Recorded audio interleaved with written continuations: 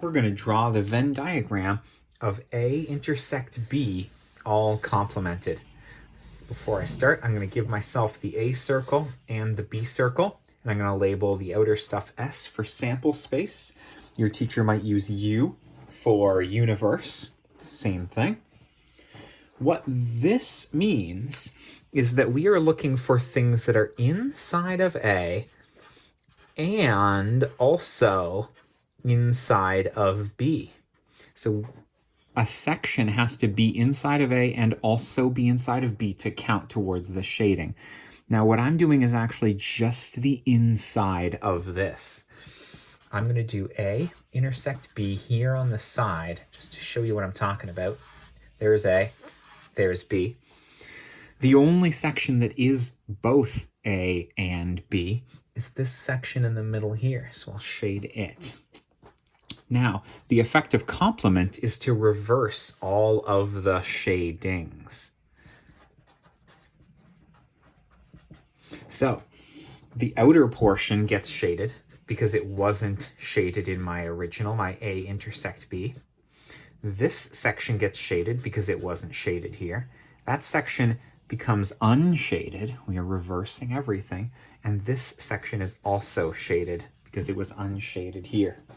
This here is A intersect B, the same thing we had here, but all complemented. There you go. That's the only section that you need to make sure is not shaded on your diagram. Now I'm going to show you one other trick here.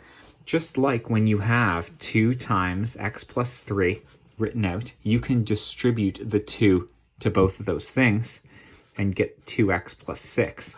Those are equivalent expressions. You're actually allowed, well, it works. I don't know if you're mathematically allowed to do this, but you're allowed to cast this complement through all 3 of these symbols as well. You'll get an equivalent expression is what I'm trying to convince you of. A complemented is a complement.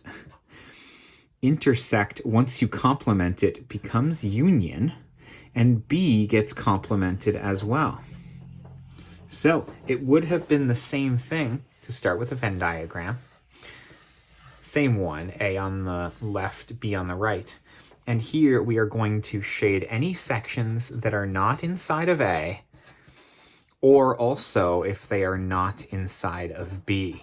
So this section here is not inside of A, so I'm going to shade it, and this is not inside of A either. Now I also get to shade sections that are not in B. I can't shade this because it is inside of the B circle, but this section here is not inside of B. Take a look.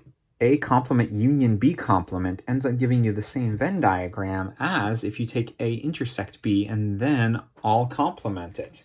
It's a beautiful thing. Just a little trick you can do with this complement on the outside of a bracket when you're asked to draw the Venn diagram. Thanks for being with me, and best of luck.